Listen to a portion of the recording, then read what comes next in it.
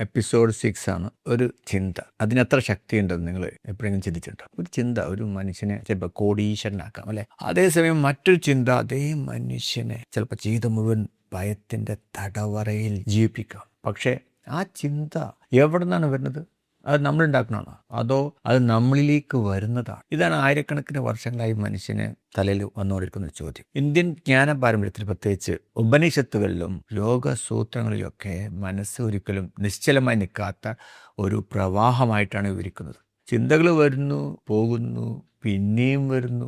അവയെല്ലാം നമ്മൾ ബോധപൂർവം തിരഞ്ഞെടുക്കുന്ന ചിന്തകളല്ല. ഇന്നത്തെ സൈക്കോളജിയും ഇതിന് സാമ്യമുള്ളൊരു കാര്യം പറയുന്നുണ്ട്. ഒരു ദിവസത്തിൽ നമ്മുടെ മനസ്സിലൂടെ അനേകം ചിന്തകൾ കടന്നു പോകുന്നുണ്ട്. അവയിൽ വലിയൊരു ഭാഗവും താനെ അങ്ങോട്ട് ഉയർന്നു വരുന്ന ചിന്തകളാണ്. നമ്മൾ അവയെ പ്രത്യേകം സൃഷ്ടിക്കുകയല്ല ചെയ്യുന്നത്. അവ പലപ്പോഴും നമ്മുടെ പഴയ അനുഭവങ്ങളിൽ നിന്നും, പഴയ ഓർമ്മകളിൽ നിന്നും, ശീലങ്ങളിൽ നിന്നും, നമ്മുടെ പ്രതീക്ഷകളിൽ നിന്നും, ഭയങ്ങളിൽ നിന്നൊക്കെയാണ് ഉയർന്നു വരുന്നത്. അതുകൊണ്ടാണ് ഒരേ സംഭവം രണ്ട് മനുഷ്യരിൽ രണ്ട് വ്യത്യസ്ത ചിന്തകളുണ്ടാകുന്നത്. ഒരു സംരംഭകനോട് ആരെങ്കിലും ചോദിച്ചാൽ, എന്തെങ്കിലും കാര്യം പറഞ്ഞാൽ, അപ്പോൾ ചിലപ്പോൾ അയാൾ ഏതാനും ചിന്തിച്ചിരിക്കും. പക്ഷെ മറ്റൊരാളോ ഇതൊരു അവസരമാണ്. അതായത് വാക്ക് മറ്റൊരാൾ കേൾക്കും, അവർ ചിന്തിക്കും. ചിലർ പറയും ഞാൻ പരാജയപ്പെടും അല്ലേ, ചിലർ പറയും ഞാൻ വിജയിക്കും. കാര്യം ഒന്ന് തന്നെ, ചിന്ത. നമ്മുടെ മുമ്പത്തെ അനുഭവങ്ങളിൽ നിന്ന് വരുന്ന ചിന്ത, നമ്മുടെ ജനിതക പാരമ്പര്യത്തിൽ നിന്ന് വരുന്ന ചിന്ത, അതാണ് നമ്മുടെ ജീവിതം നിർണ്ണയിക്കുന്നത്. ഇത് നമുക്കൊരു കാര്യം മനസ്സിലാവും. സംഭവങ്ങൾ നേരിട്ട് നമ്മുടെ ജീവിതത്തെ നിയന്ത്രിക്കുന്നില്ല. ആ സംഭവങ്ങൾക്ക് നമ്മുടെ മനസ്സ് നൽകുന്ന അർത്ഥമാണ് നമ്മളെ മുന്നോട്ട് നയിക്കുന്നത്. ഇവിടെയാണ് ആ ഒരു വലിയ തിരിച്ചറിവ് ഉണ്ടാകുന്നത്. ഒരു ചിന്ത നിങ്ങളുടെ മനസ്സിൽ വന്നതുകൊണ്ട് മാത്രം അത് സത്യമാകണമെന്നില്ല. അത് നമ്മുടെ മുൻ അനുഭവങ്ങളിൽ വരുന്നൊരു കാര്യം. ഇത് മനസ്സിലാക്കാതെ പലരും ഓരോരോ ചിന്തയെ യഥാർത്ഥമായിട്ട് സ്വീകരിക്കുക. എനിക്ക് കഴിയില്ല എന്ന് പറയണം. എല്ലാവരും എന്നെ വിമർശിക്കുന്നു ചിന്തിക്കണം. ഞാൻ മതിയായിട്ടുള്ള ഒരാളല്ല എന്ന് ചിന്തിക്കണം. ഇങ്ങനെയുള്ള ചിന്തകളൊക്കെ വരാം. പക്ഷേ അവ സത്യങ്ങളാണെന്ന് തെളിയിക്കുന്ന തെളിവാണോ? അത് അല്ല. അവ പലപ്പോഴും തലച്ചോറിൻ്റെ പഴയ പ്രവചനങ്ങളാണ്. നമ്മൾ പുറത്തുമ്പോട്ട് പറയുന്ന കാര്യമാണ്.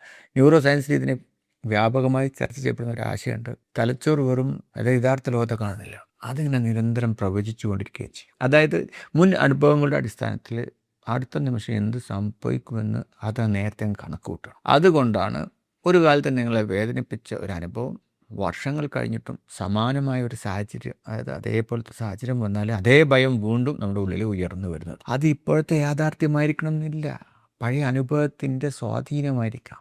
ഇവിടെയാണ് നമ്മുടെ ജീവിതം മാറി തുടങ്ങുന്നത്. നമ്മൾ ഓരോ ചിന്തയെയും വിശ്വസിക്കുന്നത് നിർത്തി അവയെ നിരീക്ഷിക്കാൻ തുടങ്ങും. അത് വർഷങ്ങളായി വ്യക്തിഗത മെൻറ്ററിങ്ങിൽ ഞാൻ ശ്രദ്ധിച്ചൊരു കാര്യം ഇതാണ്. വിജയിക്കുന്ന ആളുകൾക്ക് നെഗറ്റീവ് ചിന്ത ഇല്ല എന്നല്ല, അതവർക്കും വരും. പക്ഷേ ഓരോ ചിന്തക്കും അവർ ഉടനെ അതിനങ്ങ് അടിമപ്പെടാതെ ചിന്തയും യാഥാർത്ഥ്യവും തമ്മിലുള്ള വ്യത്യാസം തിരിച്ചറിയാൻ അവർ പരിശീലിച്ചിട്ടുണ്ട്.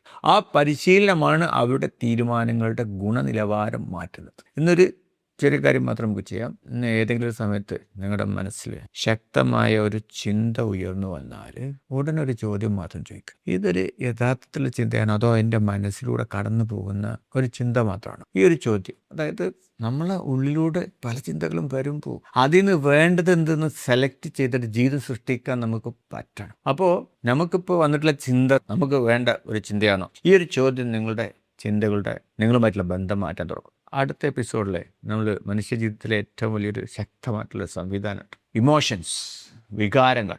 എന്തുകൊണ്ടാണ് ചിലപ്പോൾ നമ്മൾ ശരിയെന്ന് അറിയുന്ന കാര്യം പോലും ചെയ്യാൻ നമുക്ക് പറ്റാത്തത്? എന്തുകൊണ്ടാണ്? ഒരു ഇമോഷൻ, ഒരു വികാരം വർഷങ്ങളായി കെട്ടിപ്പടുത്ത ബുദ്ധിയെപ്പോലും ചില നിമിഷങ്ങൾക്കുള്ളിൽ തകർത്ത് കളയുന്ന ഇമോഷൻസ് ഉണ്ട്. ഈ രഹസ്യം നമുക്കൊന്ന് മനസ്സിലാക്കാം. നിങ്ങൾ നിങ്ങളുടെ തീരുമാനങ്ങളെ ഒരു പുതിയ തലത്തിലേക്ക് ഉയർത്താൻ തുടങ്ങുകയാണ്.